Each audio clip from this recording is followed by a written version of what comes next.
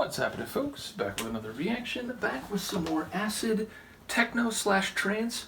This is a track from 1997 by the one and only geezer, Guy McGaffer, on Karmic Records, a UK label that, very much in the vein of a lot of acid music in the mid-90s, is somewhere between acid trance and acid techno. This label genuinely straddled the line between the two genres. Hello, Luca. I didn't even know you were in here. Are you coming?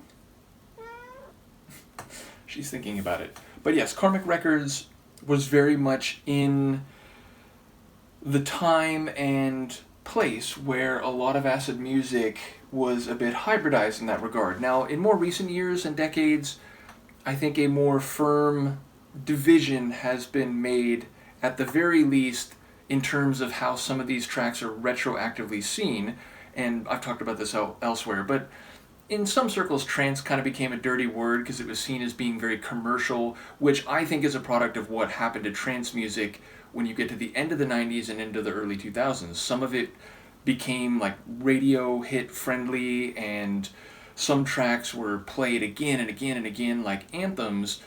And so trance became, I think in some places, associated with overly mainstream rave music or underground dance music, and thus people who were making, I think, legitimate acid trance in the 90s perhaps were more conscious of applying that label, whereas again in 96, 97, acid trance was one of the happening genres and was very much the intentional subgenre that was being pursued in places like the UK and Germany and so on. And for those of us here in the US who were interested in it, in those quarters as well. In any case, long story short, this is a tune by Guy the Geezer McGaffer when he was making acid techno and acid trance kind of in equal measure, and in some cases, as with here, in the same tune. So yes, let's give this a listen. This is Geezer. It actually is listed here as just Geezer without the definite article the. And it's from Karmic Records, as I said, a UK label. I don't think it ran all that long. I want to say, they had a dozen or so releases. I actually don't remember the number. This is number 4. So there's another one that I'm probably going to react to in the same batch. But I think that might be 7. In any case, again, I don't think there were a large number of releases, but maybe around 10 or so. And the track we're going to hear is called Hold On. And as I said, it's from 1997.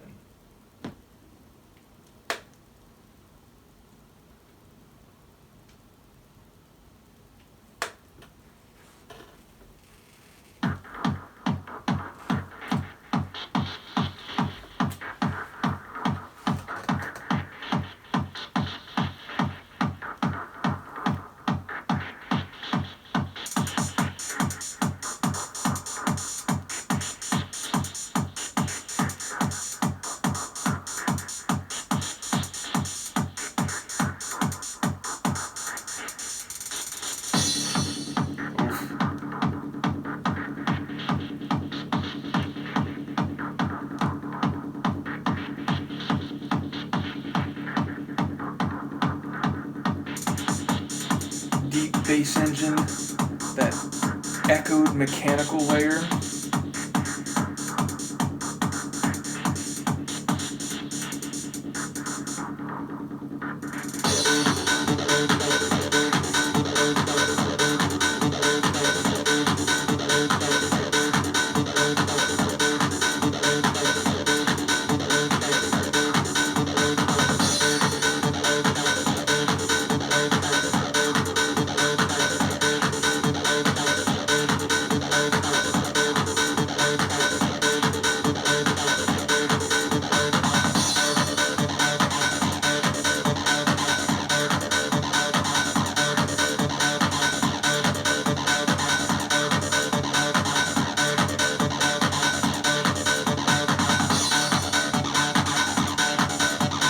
More heat, a little more heat.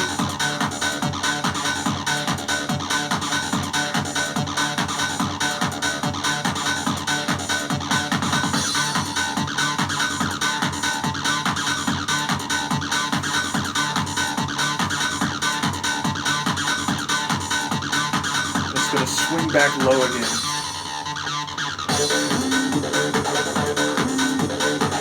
Ride cymbal.